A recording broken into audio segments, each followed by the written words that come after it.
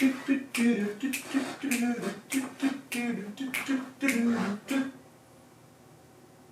is that? Oh, hello everyone! Welcome back to The Hot Mess. My name is Jake, also known as Plant Gay for Life. I didn't see you there, I was just strolling along on this fine spring day, but I guess I should do a Plant 2 video for you guys. What do you say? Let's fucking do it, okay. What should we do, guys? You know what? Let's do Plant Gay for Life's biggest plants. Alright, what should we start with? Let's start with an aeroid. This guy, let me just get him, because he's a little bit intimidating. Hold on. You're mine. This right here is Philodendron Jose Buono. I actually got him from my friend Jose, so I call him Jose 2.0. So if you keep him in bright light, he stays white. If you put him in lower light, he starts to get a little bit lime green, so they will not always fade. These leaves were very, very white. The green part was very, very white up until a few weeks ago when he got actually so big, I had to move him out of his very bright grow light and into another place that has a little bit less light. So his older leaves, like this one for example, it's getting a little bit limey right now. It was all white for the longest time. So there it is, guys. Philodendron Jose Buono. Oh, no, you don't. Let me just... Alright, guys, the second plant on the list, another philodendron, and it is the one and only Spiritus Sancti. Not really. It's actually Philodendron Atabapoense, but it's a very big boy, and he's a very long boy. Look at, I mean, you can't even see these leaves. They're just... Look at those devil horns on top right there. He just goes down, down, down. I think he's a little bit cooler than Spiritus because he's got the dark burgundy, like almost purple back, which they do lose when they get a little bit too... Excuse me. When they get a little bit too big, meaning when they get mature, like in the wild and stuff. We don't want that, guys. We don't want them to get that big. We want them to stay kind of on the more juvenile-ish side. So this, believe it or not, is actually still kind of juvenile, even though he is getting pretty big. You know, for a while, he was growing tall really fast. And I was like, oh no, he's gonna outgrow my shelf pretty soon. But then he got very close to the grow light. And do you see how the internodal spacing got very compact at the top? That means he's getting lots of light, whereas down here, he was really stretching to look for that light. So that means he's doing very, very well. He's very happy. He's putting out a new leaf right there. He's got all those extra floral nectaries to attract ants that will never come. So yes, that is Philodendron Atabapoense. Try saying that 10 times fast. I can't even do it. All right, get out of here. Oh, all right, why don't we do an Anthurium, guys? This, I think, yeah, this is my only floor plant Anthurium. I have others that are on the way. They're getting pretty close, but this one is like my biggest by a landslide. It's none other than Anthurium Cupulispathum. Oh, sugar! Wait a minute. Oh, hold on, wait, oh, okay, wait, where's the front? Is that the front? I don't even know. Wait a minute, so yeah, this is Anthurium Cupulispathum.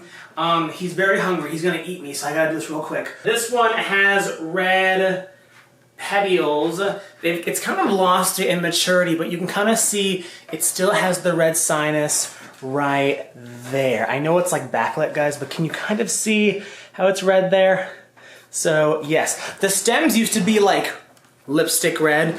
Kind of lost it as it got older, but it's all good, guys, because honestly, when you have leaves that look like this, I mean, oh my God, what a mess.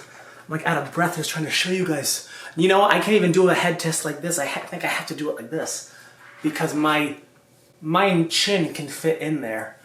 Oh, it's gonna be hard to pick a thumbnail, guys, because I don't even know what to do with him anymore. So yeah, by the way, I got him from Equigenera, like that big, and this is maybe 2 years of growth. He ain't that old, guys, and he's gonna get a lot bigger. And by the way, when he flowers, he hasn't flowered yet. These have to get really big to flower. When he does, it's a beautiful hot pink inflorescence that dips upside down. It's so beautiful. All right, back in front of the window you go. And the next plant is a Monstera. I don't think I have really any Monstera except this one anymore. But what other Monstera do you need other than the Variegated Monstera deliciosa variant Borsigiana? So yeah, I'm pretty sure it's kind of like debated as to like if they should be two species, the small form or the large form. You know, sometimes you hear the term Borsigiana.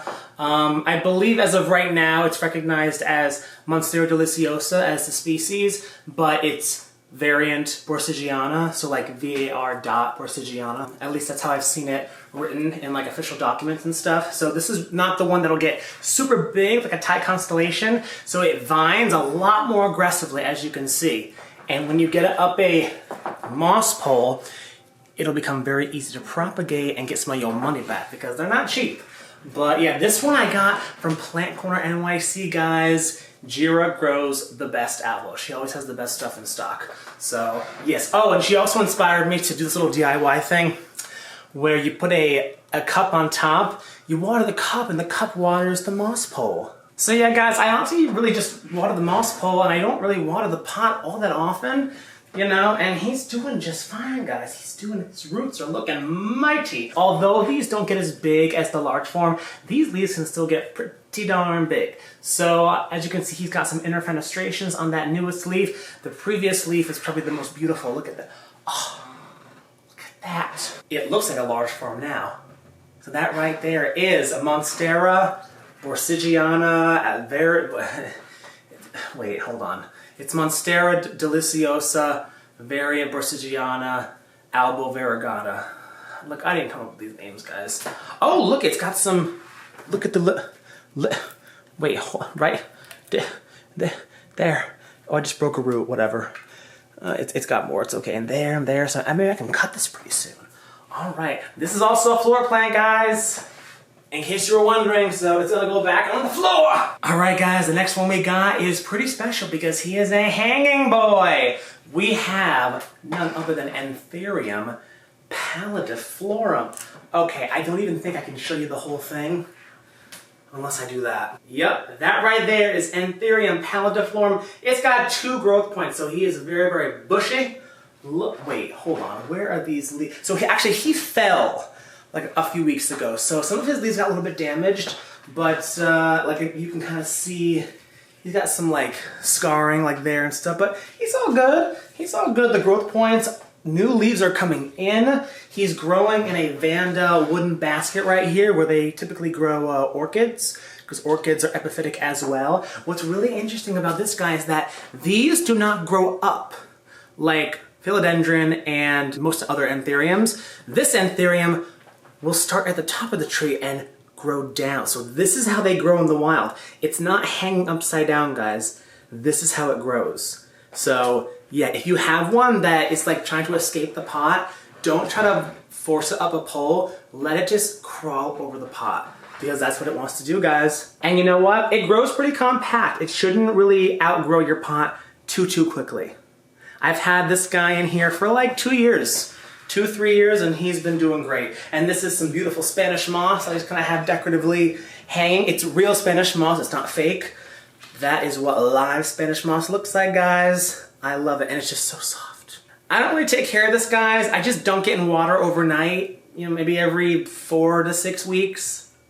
Maybe I should water it more, but honestly, as long as it looks blue, like that kind of minty blue, like that frosty color, it's totally fine. So, and it's grown quite a bit since I got it.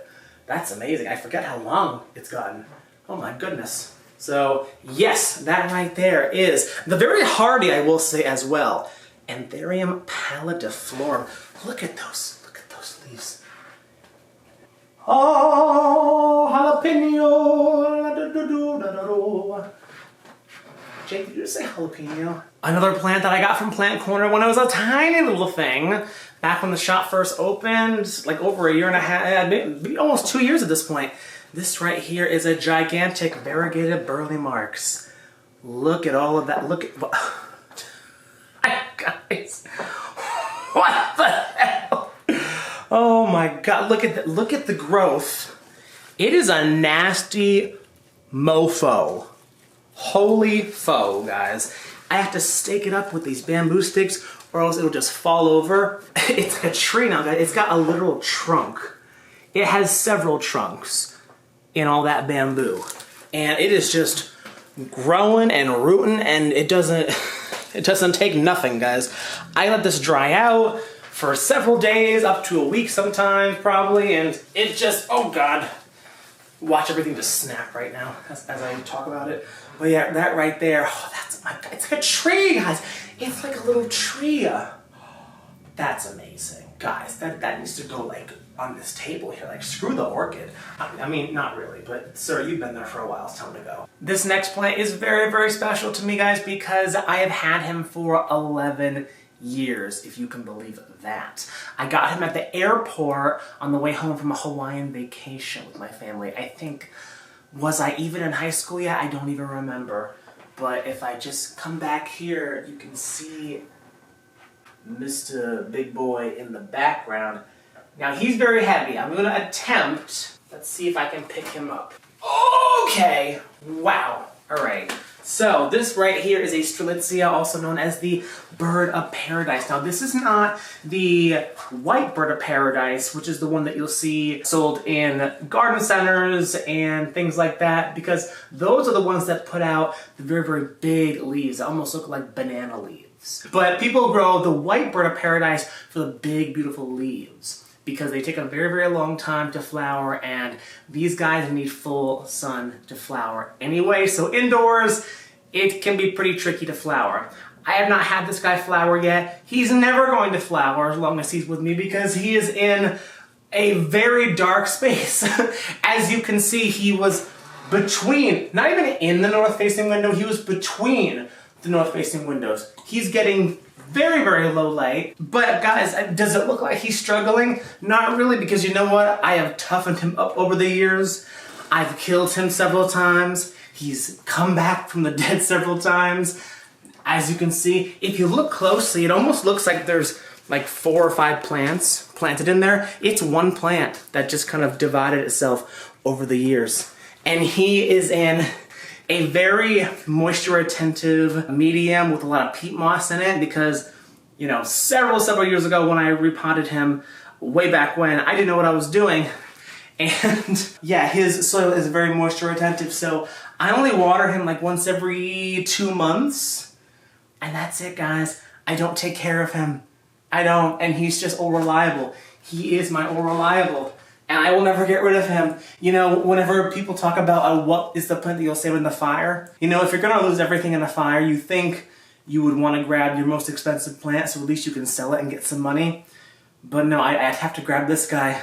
And I'd probably die anyway, because as you can see, I'm already out of breath just holding him here. So yeah, I'm screwed. Oh God. I just got this today, and I have to show it to you. I really do. I've wanted one for a long time.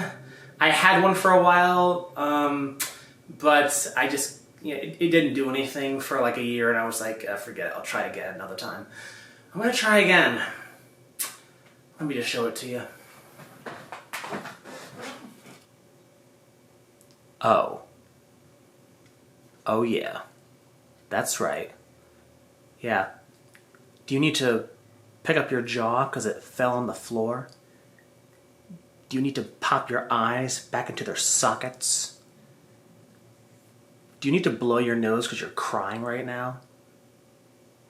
As you witness the beauty that is this Vanda orchid? I have been wanting a blue orchid forever. It's the only Vanda I want. Well, okay, it's one of 2 Vandas I want. Look at those flowers, like they're electric blue, they're violet, they're a deep, beautiful color. I mean, in some light it looks purple, in some light it looks blue. It's just amazing. Ugh, I am so happy I have this. And I really hope that I can keep this one alive, because like I said, I tried before, it didn't really work out. It might be Picara Delight. It might be another type of blue orchid hybrid. There's a few out there. But blue is just, you know, and when I say blue, I say quote unquote blue. That's kind of like an electric violet, almost blue in certain lights. It's just a dream, guys. It's just a dream. It's just amazing. And the plant looks pretty healthy, I have to say, so. But there it is, guys. That is the end of the haul of my biggest plants. So, and by the way, guys, Vandas can get monstrous. This is like tiny compared to what they can become down in Florida and stuff, where all the orchid people live. So I guess that's it. So from my blue plants to yours. Have a good day. I'm gonna go have some nice ice cold tea and cool off. All right. Until the next video, this has been Plant Gay for Life. But this is not Ben. This is Jake and Zara, also known as Plant Gay for Life. This has been Plant Gay for Life. My name is not Ben. This has not been Ben. This has been B-E-E-N.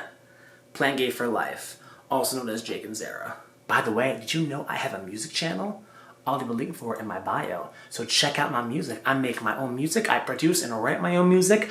I create music videos myself. So go check those out. I would really appreciate it. All right. Bye-bye.